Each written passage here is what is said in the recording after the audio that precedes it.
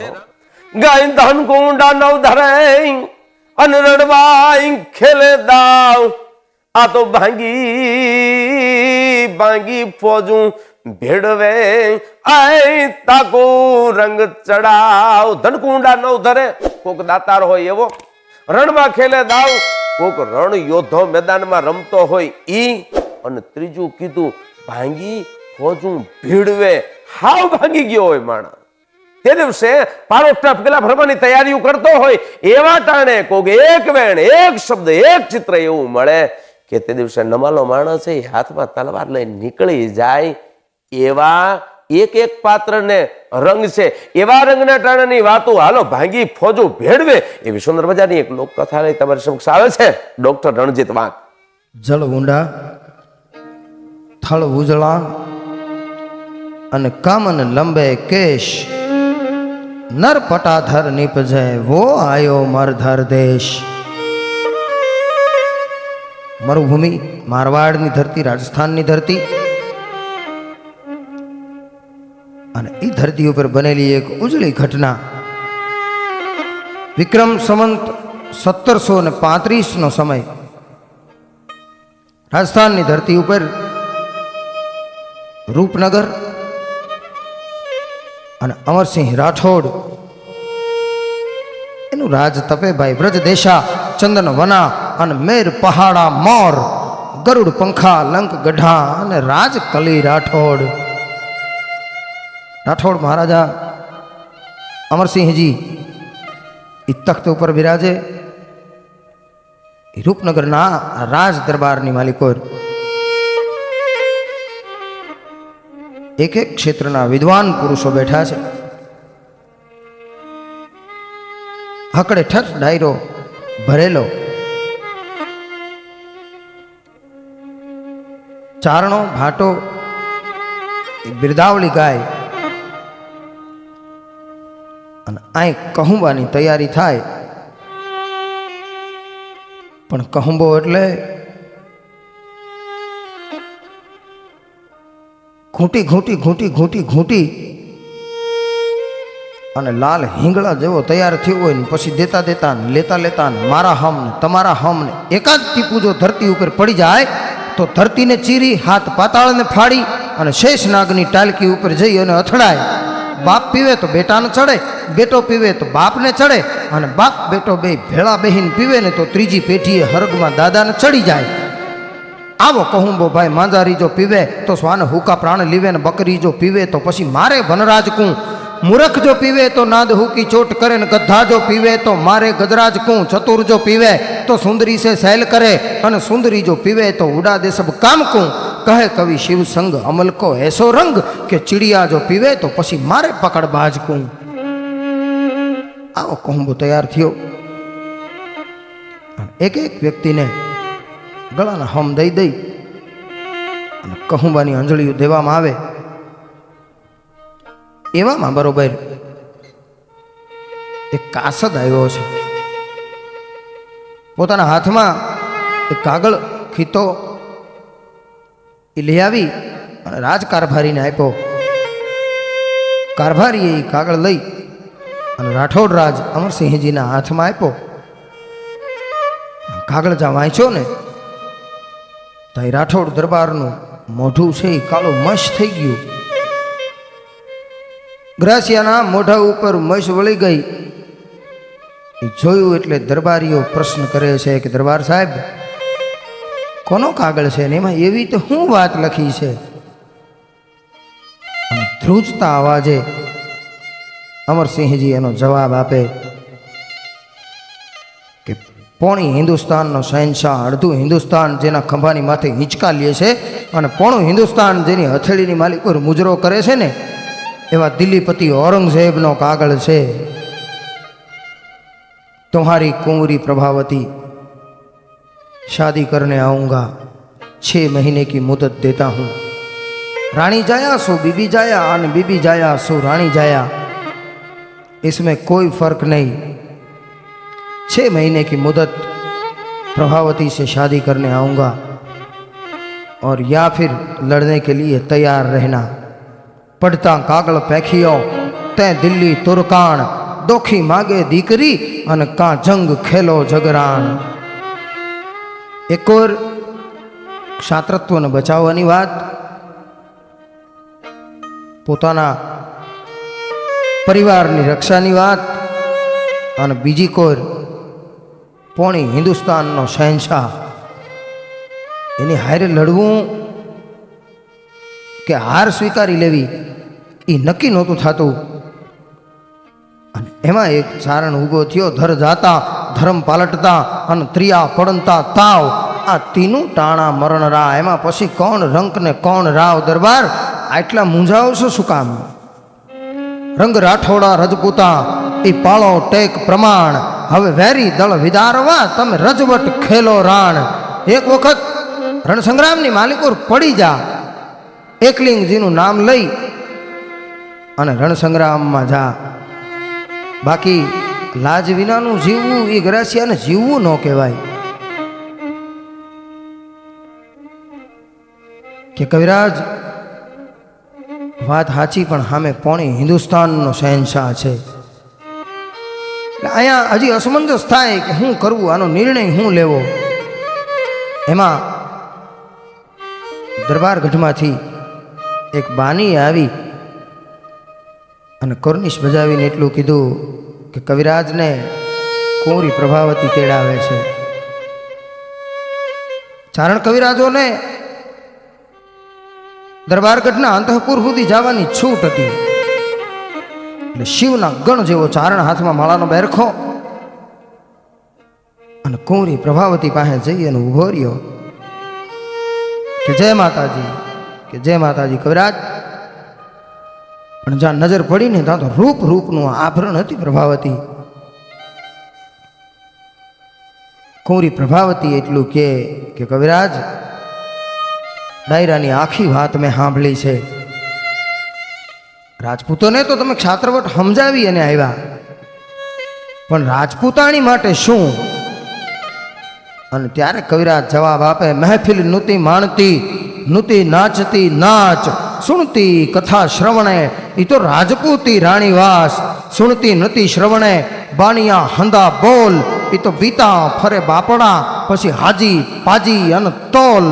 સજવા કેદી શણગારના દિલ મેં નોતા કોડ, એ તો પાલવ બખ્તર પહેરતી કરવા જૂથના એને કોડ.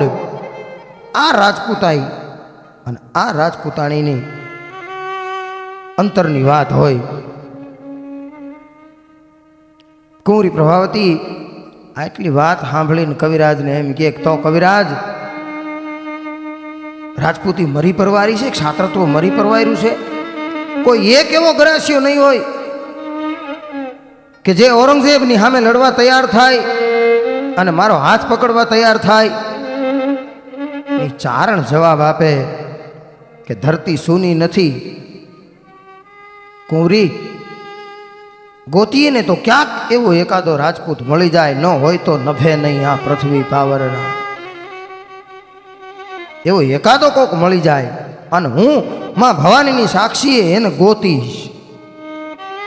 એને ગોતવા હાથું થઈ અને નીકળવાની વાત કરી. કુંવરી પ્રભાવતી પાસેથી પાછો ફરતો હતો ત્યારે કુંવરી પ્રભાવતીએ કવિરાજને એટલું કીધું, કવિરાજ 6 મહિનાની મુદત આપી છે, 6 મહિના સુધી તમને ગોતવાની છૂટ. બાકી જેથી 6 મહિના પૂરા થાય ને એ રાત કોઈ રાજપૂત જો નહીં મળ્યો હોય તો મારી જિંદગીની છેલ્લી રાત હશે. હું મારું જીવનની લીલા હકેલી લઈશ, પણ મારું સત એને નહીં જવા દઉં, ક્ષાત્રત્વને ક્યાંય આંચ નહીં આવવા દઉં. અને ચારણ નીકળ્યો ભાઈ. પોણું રાજસ્થાન ખૂંદી વેળ્યો, હાથમાં લીલું નાળિયેર. અને જે કોઈ રજવાડામાં જાય એનો આદર સત્કાર થાય. પણ જ્યાં ઔરંગઝેબના કાગળની વાત આવે ને એટલે તમામ રજવાડાના મોઢા વિલા થઈ જાય.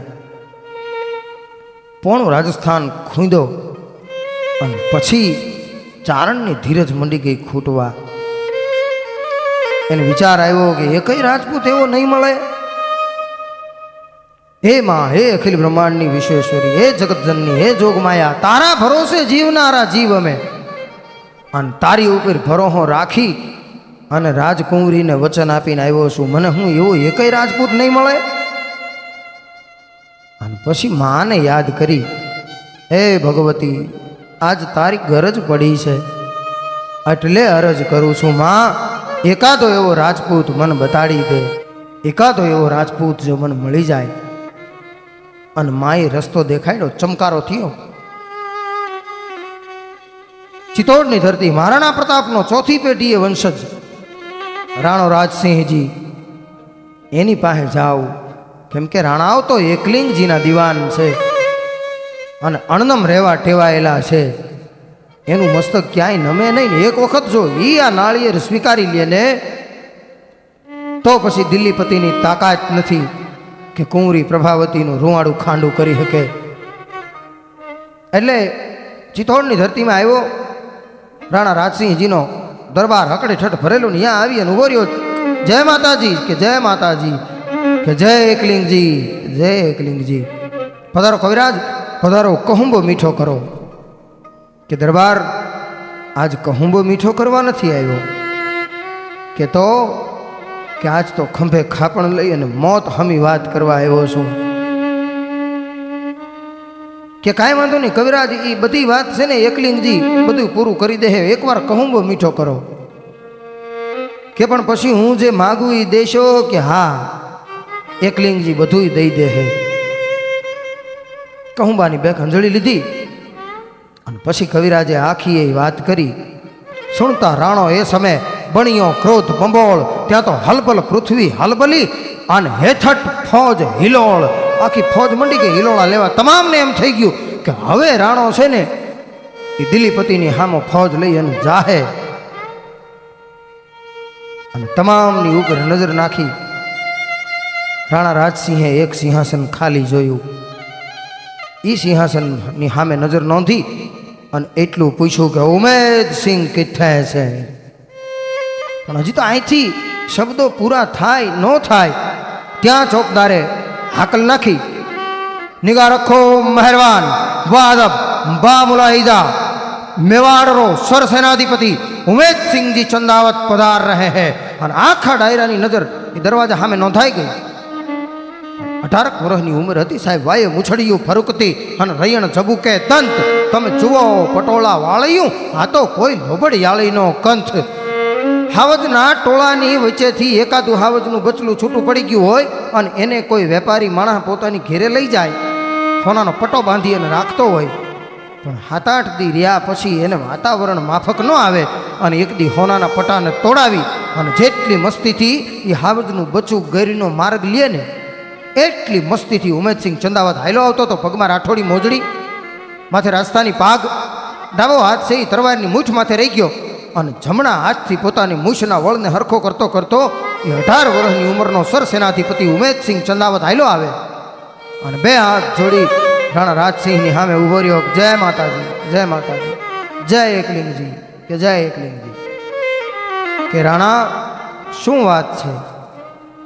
આખી વાત ઉમેદસિંહ ચંદાવતને કરવામાં આવી. ઉમેદસિંહજી બોલો, આમાં તમારું શું કહેવાનું થાય છે? કે રાજપૂતને તો મરવા ને મારવા માટે જ ઈશ્વરે અવતાર આપ્યો છે દરબાર, એમાં મને પૂછવાનું ન હોય. કે પણ ઉમેદસિંહજી આપણી પાસે કેટલા સૈનિકો? કે 35,000. અને સામે કે સામે 1.25 લાખની દૂત દમંગળ ફોજ છે. એ શાહી ફોજની સામે આપણા 35,000 રાજપૂતો અને પહોંચી શકાય? કે રાણાજી મારો એક એક રાજપૂત છે ને એ 10 યવનોના માથા લઈ અને નલોયો પાછો વયો આવે ને એવી મારી પાસે ફોજ છે. એની ચિંતા નહીં, એની ચિંતા એકલિંગજી કરે. તમે આ નાળિયેર સ્વીકારી લ્યો. એ લીલું નાળિયેર સ્વીકારી લેવામાં આવ્યું અને અહીં ઉમેદસિંહ ચંદાવત છે એ પોતાના મહાલયમાં ગયો. ભાઈ પરિણે હજી 15 દિવસ થયા છે, મીઢોળ છૂટ્યા છે હજી તો. રાજપૂતાણીના હાથની મહેંદી હજી હુકાણી નથી. અને ઉમેદસિંહ ચંદાવત પોતાના મહાલયમાં પોતાના અંતઃપુરમાં દાખલ થયો. રાણી હાડીની સામે જઈ અને બેઠો. જેસલમેરની ભટિયાણી હતી. આખી વાત કરી કે મહારાણી આમ વાત છે અને એકલિંગજીએ મને એવો સારો અવસર આપ્યો છે, મારા માલિકની સેવા કરવા માટેનો આટલો ઉજળો અવસર હવે મને બીજી વખત જીવનમાં ન મળે. પોતાના એક એક હથિયારોથી સજ્જ થયા અને રાજપૂતાણીની સામે મીઠી નજર નાખી અને હેઠા ઉતર્યા. એ મેળીના પગથિયા હેઠા ઉતરી અને પોતાની ખોડલી ઉપર અહવાર થયા. અહવાર થઈ અને હજી નીકળે પણ એક વખત પાછળ જોવાની ઈચ્છા થઈ અને ઝરૂખામાં નજર નાખી. રાણી હાડી છે એ પોતાના પિયુને, પોતાના ભરથારને, પોતાના પતિને વિદાય આપવા માટે થઈ અને ઝરૂખામાં આવી અને ઊભા હતા અને જરાક દાંત કાઢી ગયા. પણ દાંત કાઢ્યા ને ત્યાં તો અહીંયા ઉમેદસિંહ ચંદાવતના શરીરમાં જે વીર રસ ધધકતો હતો ને એ મંડો ઓછો થાવા. કટી ફેંટ છોરન મેં ભકુટી મરોરન મેં શીશ પેંચ તોરન મેં अति ऊर जाई के न अंग अंग बासन में बरूनी बिलासन में चकोटी चानक में चेटक दिखाई के न प्रेम बान दे गयो कहाँ गयो किछे गयो सखी मन हैरी गयो जरूखे द्रग लगाई के जरूखा हमें जा नजर पड़ी ने ता वीर रस मींडो ओहरवा એટલે ઘોડીનું પલાણ છાંડી અને પાછા આવ્યા. પાછા આવી અને ઊભા રહ્યા એટલે રાજપૂતાણીએ પૂછ્યું કે શકન જોવા હાટું થઈ અને પાછા આવ્યા કે ના? કે તો કે એક વાત સમજાવવા માટે થઈ અને આવ્યો છું રાણી હાડી. યુદ્ધમાં જાઉં છું, લડવા માટે થઈ અને જાઉં છું. સામે શાહી ફોજ, 1.25 લાખની ફોજ. અને કદાચ જો હું કાયમ આવી જાઉં ને તો તમારો રાજપૂતાણીનો ધર્મ હાચવજો. હે હવા વેદની કોઈ નાગણી હાલી જતી હોય ને એની પૂંછડી ઉપર પગ દેવાઈ જાય અને જેવું રૂપક નાગણીનું થાય ને એવું રૂપક થયું ભાઈ રાણી હાડીનું. પણ પરણે હજી 15 દી થયા છે એટલે પિયુની સામે બીજું કાંઈ બોલતી નથી. કે શું કીધું? કે રાજપૂતાણી યુદ્ધના મેદાનમાં જાઉં છું, મારો ધર્મ બજાવતા બજાવતા કદાચ ને જો કાયમ આવી જાવ ને તો તમારો રાજપૂતાણીનો ધર્મ હાચવજો. 2 વાર ને 3જી વાર જ્યાં કીધું ને તા તો આ બાઈને પગથી માથેથી બ્રહ્માંડ ગઈ. મેં જેસલમેર કી ભટિયા જાકી 2 બાતારી અચરજ બેટો રણ ઝૂઝી મરે અને બેટી કાઠ ચડંત. હું ઈ કુળમાંથી આવું, ઈ પરિવારમાંથી આવું છું અને તું મને રાજપૂતાણીનો ધર્મ સમજાવશો? દિવાલ ઉપર હાંડિયાના 3જા પહોળા જેવી તરવાર લટકતી હતી. ગાળા છંડી કરી પોતાના હાથની માલિકોર લઈ અને પોતાના મસ્તક ઉપર ગરદનથી મૂકી અને હારોથી કુંભાર જેમ ચાકડા ઉપરથી માટીનો પીંડો ઉતારી લે ને એમ પોતાનું મસ્તક ઉતારી અને પોતાના પિયુના ગળામાં હારની જેમ પહેરાવી દીધું કે હાલે હવે આને સમજાવજે ધર્મ. પણ એક તો વીરરસમાં ધ્રુજતું શરીર અને એમાં રાજપૂતાણીના લોહીના છાંટા ઉડ્યા ભાઈ. લાલ હિંગોળ જેવો દેહ થઈ ગયો ઉમેદસિંહ ચંદાવતનો. વાહ હાડી રાણી, વાહ હાડી રાણી, વાહ તારા ક્ષાત્રત્વને ધન્યવાદ છે. અને અહીંયાથી નીકળો ભાઈ. પણ નીકળો ને ત્યાં તો એક એક પુરુષો પોતાના હાથમાં જે હથિયાર હતા એ લઈને નીકળ્યા હતા.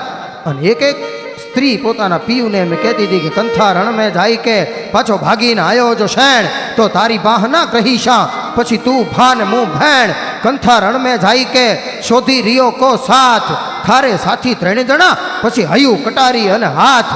કંથા રણ મેં જાય કે ભાગીન કુળમાં લજા પણ તારી ઝોળી આવે ત્રબકતી વામે મરદા કેરી મજા પરણતા મેં પરખ્યો એની મૂછા તણી હણી કે મેં તો લાંબી પહેરેશા જદ પહેરે ઘણી ઘણી. એક એક પુરુષ પોતાના હાથમાં જે હથિયાર આવ્યું લઈ અને નીકળી ગયા. હર હર મહાદેવ, હર હર મહાદેવનો નારો લાગી ગયો અને અહીં શાહી ફૌજની હારે યુદ્ધ જામ્યું. પણ એમાં બરોબર ઔરંગઝેબના હાથી અને ઉમેદસિંહ ચંદાવતના અશ્વની વચ્ચે બેક રાસવાનું છેટું હતું અને પોતાના અશ્વને પગમાં 2 પૈકે ડાબ મારી અને બાગાક ઝમ કરી અને અશ્વ છૂટો થયો અને હાથીના કુંભાથળ ઉપર જઈ અને પોતાના 2 પગ ઠેરાવી દીધા. પોતાના હાથમાં જે બરછી હતી ને એ બરછી લઈ અને ઘા કર્યો. ઔરંગઝેબે ઘા ચૂકવી દીધો ને માવત છે એ હાથીની હારે જડાઈ ગયો. એટલે ઔરંગઝેબને નક્કી થઈ ગયું કે હવે મરી જાઉં. 2 હાથ જોડીને કીધું કે માફ કર દો મેં તમારી ગૌ હું. અને આના હાથમાં જે બીજી બરછી હતી ને બરછીનો એમને વાહે ઘા કરી દીધો. તું ઘા છો તો હું ગૌ બ્રાહ્મણ પ્રતિપાળ છું, મારાથી ઘા ન થાય એમ કરી અને ઘોડાને પાછો વાળ્યો. પણ જા ઘોડાને પાછો વાળ્યો ને તા તો દગાબાજ અંગરક્ષકો હતા. એ 36 અંગરક્ષકોના 36 ભાલા છે એ ઉમેદસિંહ ચંદાવતના શરીરની આરપાર થઈ ગયા. કળાયેલ મોરલા જેવું એનું સ્વરૂપ થઈ ગયું. નવરાત્રના ગરબા જેવો દેહ થઈ ગયો. અહીંયા ને અહીંયા ઉમેદસિંહ ચંદાવતે પોતાના પ્રાણનો ત્યાગ કર્યો તો અપ્સરાને વરવા માટે થઈ હાડી રાણી એનું સ્વાગત કરવા માટે થઈ અને હરગાપુરમાં ઊભી હતી. એમાં મોડું ન થઈ જાય એટલા માટે થઈ અને ઉમેદસિંહ ચંદાવતે અહીં હરગાપુરનો માર્ગ લીધો હતો. અને અહીં એમ કહેવાય કે રાણો રાજસિંહ છે ને એ કુંવરી પ્રભાવતી હારે પરણી ચૂક્યો હતો. આટલી જ વાત છે ને એ સમયે ધરતી માથે ધૂંધળો ભુવન ઉગ્યો ભાણ ચંદાવત ગયો સ્વર્ગ મેં અને રજવટ ખેલણ રાણ. આવી તો કંઈક વાતું આ ધરતીના પેટાળમાં છે. અને એટલે મારે ને તમારે કહેવું પડે કે ધન્ય ધરા ભારત ભલી હમણી જ્યાં રત્ન પાકતા આવા રત્નોની કંઈક વાતો આ ધરતીના પેટાળમાં ભંડારાયેલી છે. હરિઓમ તત્સત.